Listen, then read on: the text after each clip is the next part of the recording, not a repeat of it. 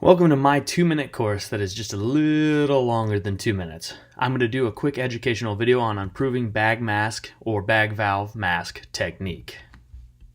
Although not everyone will buy into this, there is some importance to understanding the basic parts of a bag valve mask. Here, we see a relatively traditional BVM. It consists of multiple important parts for the provider to be aware of and becomes more versatile with added equipment.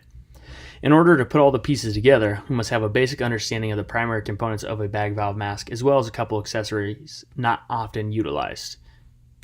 A self-inflating bag. This part of the BVM is probably the most self-explanatory. After being squeezed, it reinflates itself. Another thing to be aware of is that many of these self-inflating bags contain approximately 1,200 mLs of air, plus or minus 200. This is very important, especially when you find out that the average adult tidal volume is approximately 300 to 500 mLs. Just think about that the next time you see someone double fisting the entire bag while ventilating the patient. Then there's the face mask, another absolutely essential portion of the BVM. This should have air within the portion of the mask that is placed against the patient's face. Some BVM masks have a reservoir to put air into if the mask has been deflated.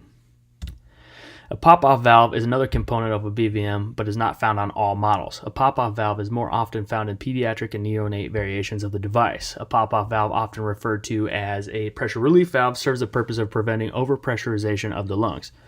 Many pop-off valves pop off at approximately 40 centimeters of water. The exhalation port, often accompanied by a flow diverting cap, is where air is, exhaled.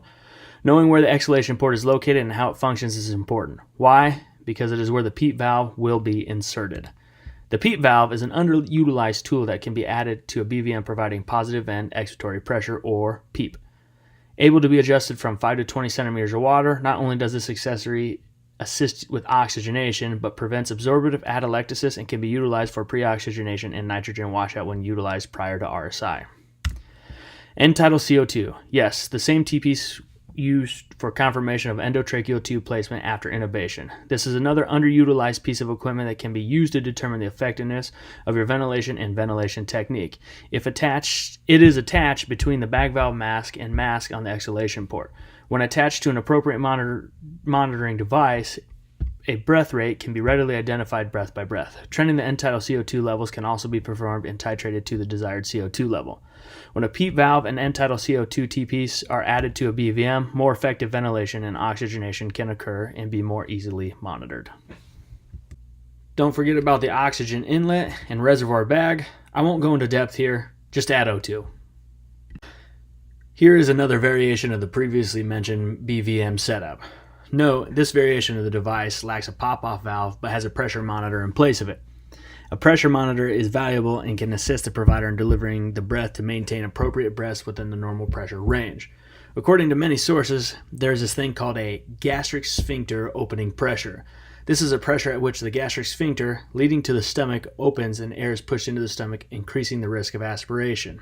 This opening pressure is approximately 20 to 25 centimeters of water. Out with the old and in with the new, as long as you have enough providers. 2-person thumbs up bagging versus the traditional C and E technique. The 2 thumbs up technique, according to research, many online resources and expert opinion, has proven superior to the old standard or the CE technique. Now, I know there are many out there that will argue that the CE technique isn't ineffective, which is true, but the 2 thumbs up technique is far more effective at ventilating and oxygenating your patients. What is the downfall? You must have 2 providers to perform the skill effectively, which isn't always practical or possible. The optimal way to perform BVM ventilation is with 2 providers. A mask seal is held with both hands by one provider while the other provider squeezes the bag. When maintaining a mask seal with 2 hands, a double CE grip can be used, but the 2 thumbs up technique is preferred and reportedly more effective. This technique allows both hands to be used for displacing the jaw forward and results in significantly improved mask seal. Maintaining a jaw thrust is also essential in order to maximize oxygenation and ventilation of your patient. Otherwise, the air can obstruct and prevent air and oxygen passage. If you have any doubts about the effectiveness of this technique, try it on your next RSI. Your practice will be forever changed, I promise. Now that we're familiar with the 2-person thumbs up technique, let's talk about how hard we should squeeze the bag. We know that one provider will be maintaining a very effective mask seal and providing a jaw thrust for increased ventilation. But what is the other provider's job? I spoke earlier about the approximate volume contained within a BVM and how it's oftentimes more than double the needed tidal volume for an adult patient. What this means is that we don't need to squeeze the entire bag. In fact, we honestly don't need to be utilizing two hands. One hand is plenty sufficient.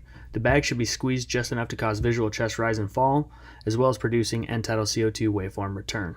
Be mindful of how fast and hard the bag is squeezed, and if a pressure monitor is present, attempts to not exceed the gastric sphincter opening pressure should be made. Are we done yet? Well, no. Hopefully I've been slightly enlightening and have given you some good insight on how to, in the future, more effectively ventilate your patients. But I have just a few more things to add, and I'll be quick. The 2 thumbs up technique in most scenarios should be more than sufficient to ventilate and oxygenate our patients effectively. However, patients with large tongues and, how do I say this, floppy airway tissues may need more than just the standard 2 thumbs up technique. Adding airway adjuncts such as the OPA and NPA, and yes, I do mean adding both, can increase the effectiveness in ventilation being delivered. And the last thing I have for you is just this fun fact. 50% of volume is lost when laying the patient flat. To effectively recruit alveoli and ventilate appropriately, a heads-up position should be utilized.